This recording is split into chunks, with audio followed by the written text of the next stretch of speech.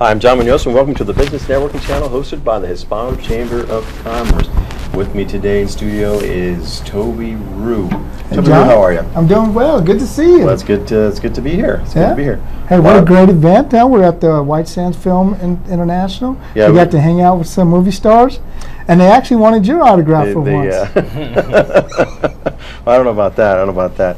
So yeah, we had a great time. The White Sands International Film Festival obviously put on a great event, and we enjoyed spending some time together with Little Hamilton, Sarah Connor Halbibach. You know that one. She played with the Terminator. I remember the one-arm pull-ups, man. That used to get me. Those girls with guns. Yeah. That's the only place we've seen guns. See, so that was great. Chris obviously was very gracious as well. I think a young and upcoming actor, and of course there was Val Kilmer. He was an interesting character. He was. But it was nice to see that talent here in Las Cruces.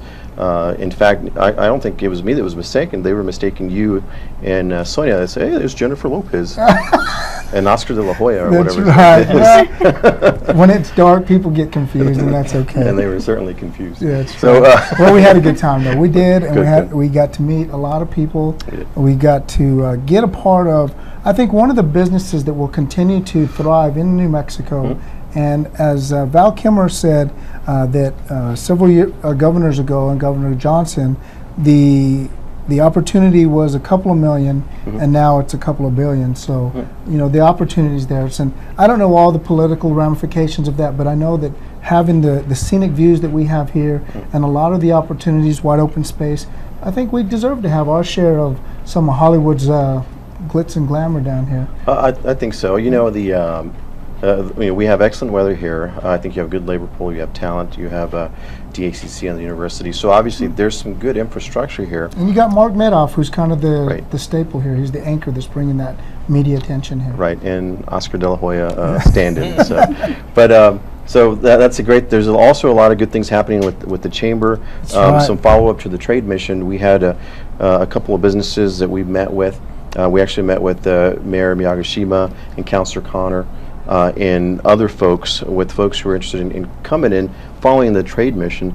And so not only was that a good event that was very well attended and very well organized, now we're seeing some fruition to that, some results where that can mean an additional 40 to 60 jobs here in Las Cruces. Well, so lots of good things happening. The Hispano Chamber is continuing to be, I think, at the tip of a spear, so to speak, in this new era of business partnerships.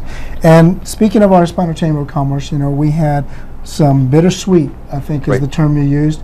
We had our executive director and board member and former board member, Gabe Vasquez, who, again, the experience that he received helped him to greener pastures for him, and we wish him the best of luck. But I think we might have pulled in. Well, I don't know if they're greener pastures because nothing is green in Las Cruces. Well, so greater opportunities. Other opportunities.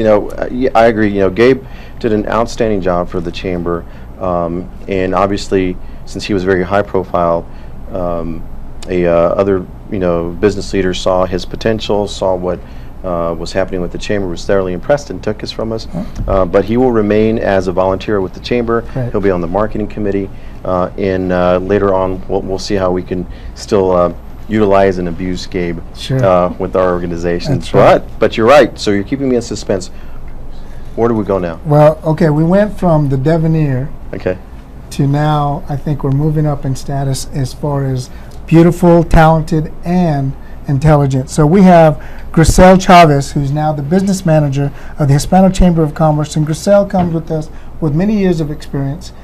She has lived in both not only the United States but also in Mexico, and she brings, I think, a very dynamic cultural environment too here. So Grisel, welcome to the Hispano Chamber of Commerce. Thank you very much. Thank you for having me. This is her debut on the Hispano Chamber Business Networking channel, and we think you can do just fine. So tell us a little bit what's on tap for the Hispano Chamber, and let our members and our audience know what they can expect and where they can get information. Okay. Well, I would first like to thank the Board of Directors for allowing me to take this opportunity and really become successful with the organization and to help grow the organization. I look forward to our successes, of course, but I want to tell you a little bit about what we have going on with the organization right now. Most importantly, we have a golf tournament that's coming up on September 16th. There are a lot of good opportunities for our membership to get involved, to sponsor, to play in the tournament, to get to know other members that perhaps they don't already know. It also gives you a good chance to get access to people that you might otherwise not be able to get in touch with. So I think the golf tournament is a great opportunity for all of our members to come together, to get involved, to participate, and to really see what the organization is all about. Some of the fun things that are going to be going on is a beer tasting event. We will be tasting the beers of Mexico, as they say. Cigars are also going to be available by one of our members. We're going to start the shotgun at 2 o'clock. We're going to end with the midnight fiesta. I've even heard rumors, and maybe Jeffrey Silva can confirm this, that there's going to be a piñata contest. I don't know exactly what's going to be inside of the piñata at this point, but he assured me that it would be fun, it would be exciting, and it would be worthwhile to participate in that too. So one of the other things we have going on here pretty soon on September 1st is our monthly mix and mingle. And that's going to be at the Grapevine on Picacho. It's just as you're heading west going towards Dickerson's Barn.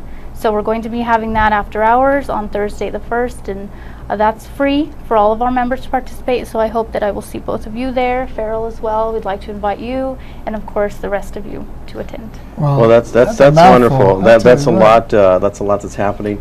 And Grisel, as interim business manager, we definitely appreciate your joining the team. I had a chance to speak with a few people around the community, and I've heard so many great things about you.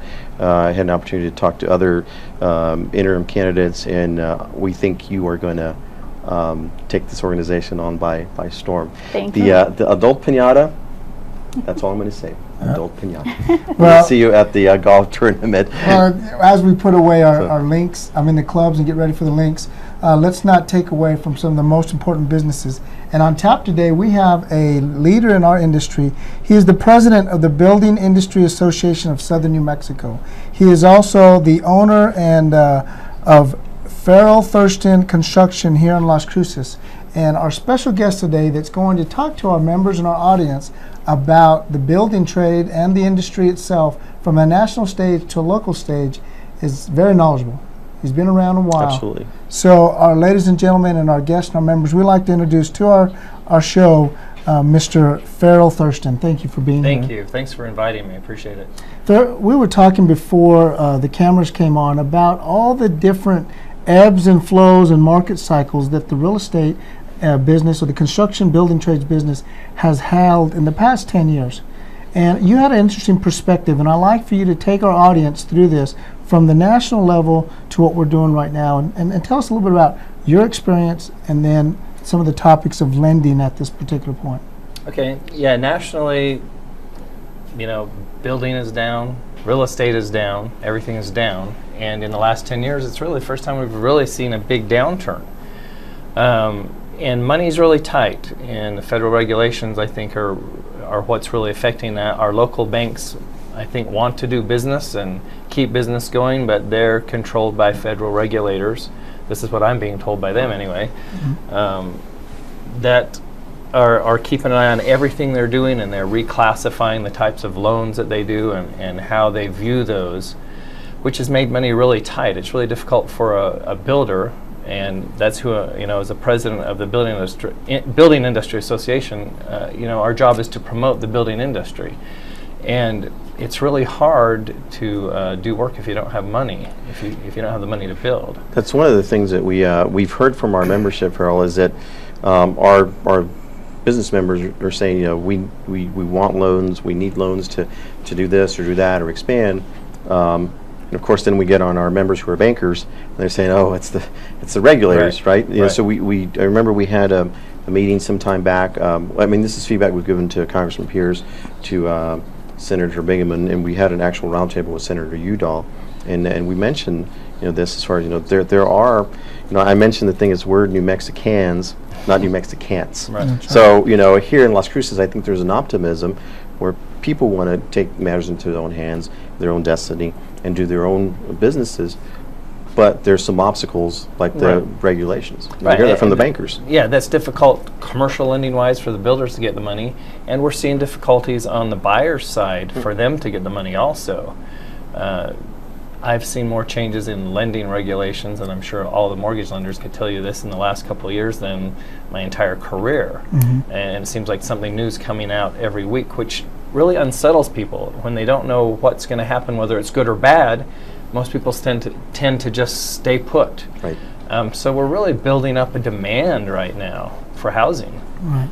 Well, let me take a little perspective on this. And so, from the consumer or the person that wants to have a house built, it's no secret that it is still considered one of the largest investments that an individual homeowner may, at some point in their life, have the opportunity to invest in. Right. And so, from that point, you think that the investor is going to save their money, work hard at their job, save a little money away to put away to go in and ask a bank to have that support to build this home. Now, from the building industry side, though, you were telling me before the camera started, there's a different way of doing business. You have to put an inventory out there. You have to build something so that a prospective buyer may look. So if we're thinking about Walmart, you know, we got to go into the store, and then you got to have something to choose from. Right. If there's nothing in the store, how would you buy anything? Right. Tell us a little bit about that challenge and how your experience in your own company might be able to be a solution to this. Yeah, it's really difficult. It's like the whole chicken and the egg thing. Which comes first? We have to have a product out there to show people, or else, like you say, go to Walmart and the shelves are empty. What are you going to buy? And the home builders association this year, I don't know if you noticed, if you went to the Showcase of Homes, but we allowed builders this year to put homes that weren't brand new this year into the showcase just to be able to show people what they can do. So that's one of the creative ways that the association has put forward to help the builders out here in town.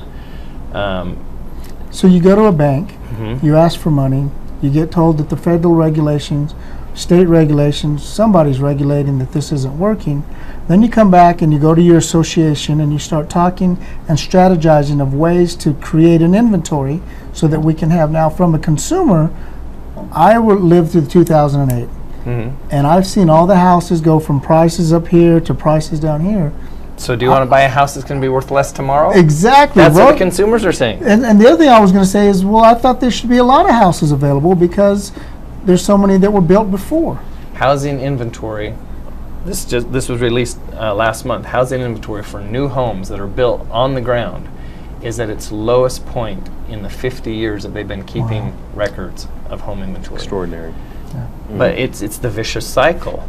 You know, we can't get the money to put the homes on the ground, and the consumer doesn't want to buy something that's going to be worth less tomorrow, and they don't have anything really to look at. And the regulation is still handicapping the builders to put that product in. Yeah. Well, and a lot of it is decisions have to be made, and really on a national level, where we're going and what we're going to do and what the rules really are going to be, and they need to stabilize because the rules are changing daily right now. So that needs to stabilize. Well, Farrell, maybe we could take a couple of minutes just to maybe take us through, well, what can we do as a consumer or as a And this is voter not an easy problem to solve. Well, I know, and we're not going to solve it, but maybe collectively there's something we could do. I mean, we've talked to our legislators. I mean, is there something else we could do, or should we continue some of that conversation just to? Well, if you have the answer for that, I would love to hear it, because we're all scratching our heads saying, how do we do this? Right. Well, as a couple of experts, we have Griselda who has some expertise, you have some expertise, John and I are in the private sector working in the business. I think this is a good thing to think about and talk about. Yeah, we'll definitely give it some thought, because obviously construction has a lot of ancillary businesses. You know, not just subcontractors, contractors, landscapers. You run the gamut. People installing the alarm systems. We need Eagle people Security. To come here. We need people to come to Las Cruces. We need to give them a reason to come here. That's going to increase building. Okay. If we have more people here, it's going to use up the inventory that's here. Right. Absolutely. And that's kind of one problem that we've seen recently with our local government. They've actually been disincentivizing people from coming here. Right. If that's a word. I don't know what a better word to say is, but discouraging people from coming to Las Cruces just a few weeks ago. Ladies and gentlemen, we're here with Farrell Thurston with the Building Industry Association of Southern New Mexico. and we will be right back. Stay right there. We'll see you in a few seconds.